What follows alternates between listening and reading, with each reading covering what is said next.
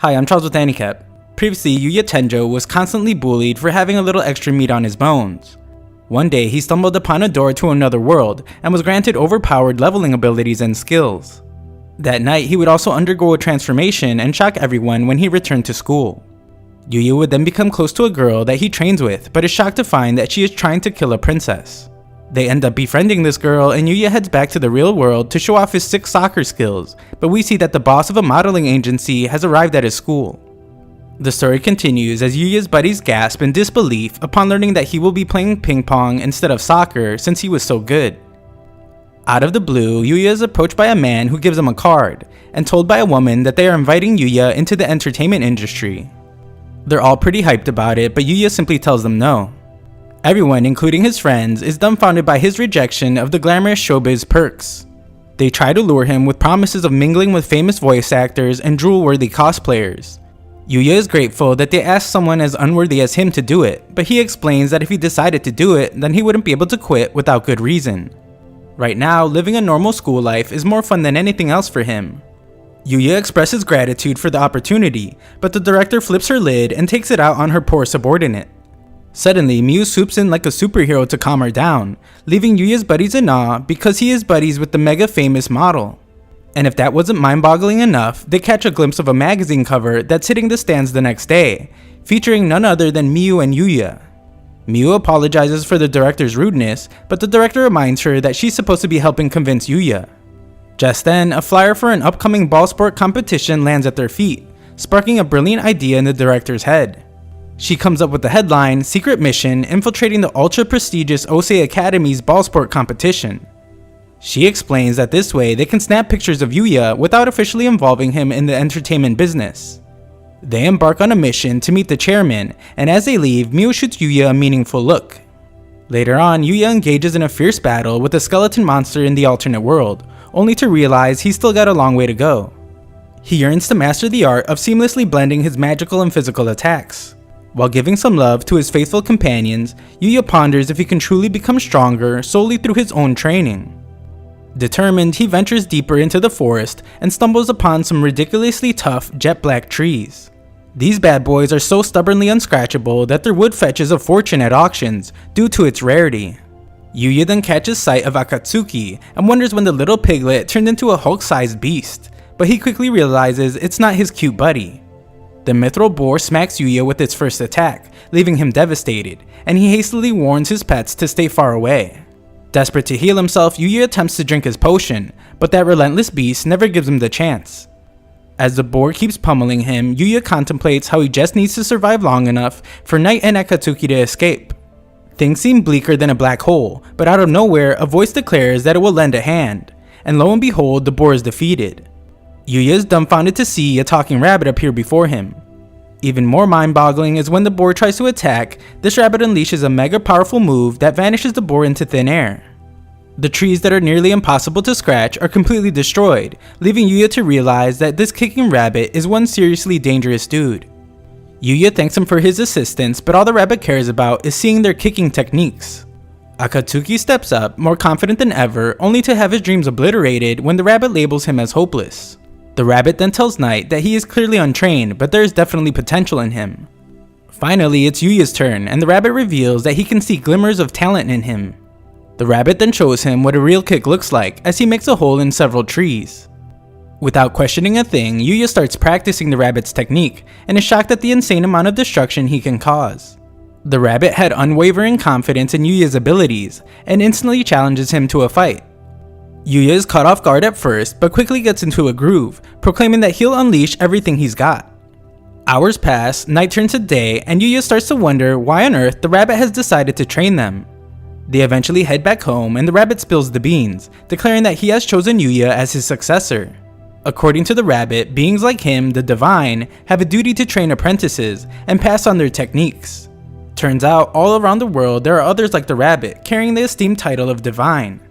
The planet bestows this title upon those who have mastered their fields, as a means of protecting the world from the vile. The vile are the despicable folks who delight in causing harm, and it's up to the divine to protect innocent lives from their wickedness. Everything suddenly becomes crystal clear to Yuya, but he can't help but wonder if he's allowed to reject becoming Usagi's apprentice. Usagi the rabbit takes a casual sip of his drink and explains that technically Yuya can refuse.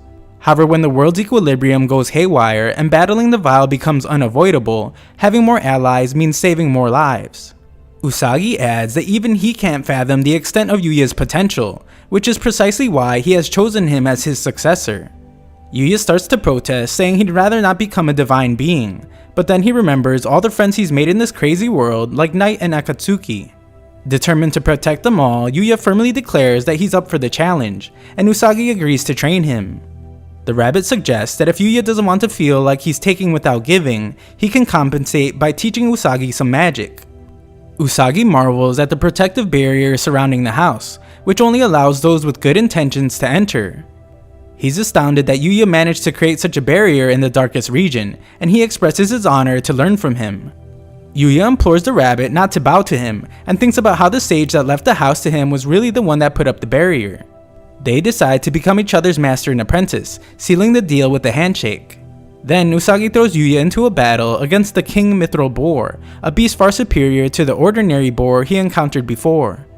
Yuya thinks it's a bit too soon for a rematch, but Usagi points out that the vial they will eventually face are ridiculously more powerful than these boars. Knight worries for Yuya's safety, but Usagi reminds them all that this is a man in whom he has entrusted his faith, urging them to believe in him. Yuya impresses everyone as he summons every ounce of strength to defeat the ferocious beast, and they all cheer for his victory. However, Usagi still wishes he had one using only kicks. Yuya is shocked to learn that the beast was a double S rank. Usagi explains that above double S, there's triple S and EX rank. The vial they will face are even beyond that, classified as L rank, and facing them alone would be utterly impossible. Just as Yuya starts to process everything, he receives a notification that he's reached a level that will cause his species to evolve. Panic sets in at this strange turn of events, but Usagi coolly advises him to stay calm. The evolution will transform Yuya into an even more remarkable being, although it's rare for it to happen to humans. There won't be any significant changes in appearance, but Yuya will gain a bunch of new and useful skills. Usagi decides it's time to rest for the day, but Yuya can't help but worry if he'll suddenly transform during the ball sports competition. At the competition, Yuya is relieved to see that his evolution remains invisible, and the photography director arrives declaring him the star of the photo shoot. Yuya then comes face to face with his first ping pong opponent, and can't help but notice that this guy looks more like a retired pro athlete than a high school student. This very mature looking man explains that he always gives his best, proudly proclaiming that's what it means to be a professional. It's revealed that he's actually a PE class member and scores every point he goes after. He's none other than the undisputed champion of the national tournaments, known as the Sniper. The Sniper launches a serve that dazzles the crowd, zooming past Yuya like a lightning bolt. Yuya acknowledges that the Sniper is no ordinary high school student, but compared to the ferocious beast he's faced in the other world, the Sniper seems harmless. Determined, Yuya returns the Sniper's next serve and strikes it with such power that it leaves a hole in the table. Everyone's jaws drop in amazement, and even the photographers couldn't capture the precise moment when Yuya struck the ball. Feeling a bit concerned about accidentally smacking someone, Yuya decides to withdraw from the match. He silently thanks his lucky stars that he didn't unintentionally send the Sniper flying into the bleachers. Suddenly, Yuya is asked to join a volleyball match as a replacement for an injured teammate, and everyone's spirits instantly soar when they see him take the court. However, the moment the game begins, Yuya unleashes a monstrous strike that obliterates the entire court and destroys a ball, causing their opponents to quickly surrender.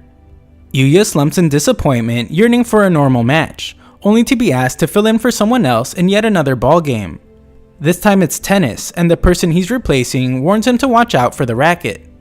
His opponents talk some trash, and we see a destroyed racket as an ambulance takes away the injured student. Yuya teams up with Kaori as the match begins, and he makes up his mind to hold back this time.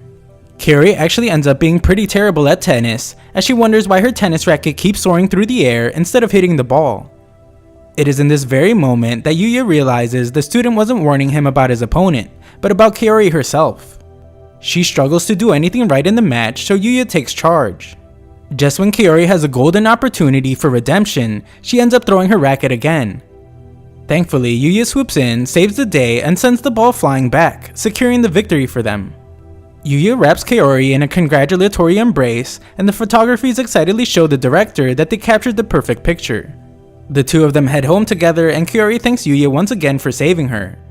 She wants to repay him by taking him somewhere special, but Yuya explains that just being around her is more than enough thanks. Kaori can't believe her ears, overwhelmed by those wonderful words. She then asks Yuya to close his eyes and he eagerly obliges.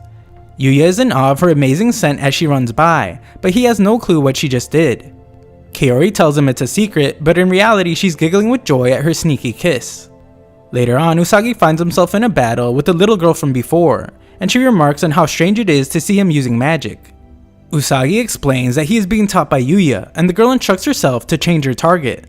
Usagi has introduced an unknown variable, and she will now go after the being worthy of being made the apprentice of a divine. She determines that the threat level of this variable is great, and decides to retreat, leaving Usagi in awe of the power of the vial. The little girl vows to fight Usagi again, but only after she has eliminated Yuya. Usagi desperately tries to stop her, but to no avail. Realizing the gravity of the situation, Usagi determines that he must teach Yuya every technique he knows, as quickly as possible, ensuring he's ready to face any enemy that comes his way. The stakes are rising, so the training must intensify as well.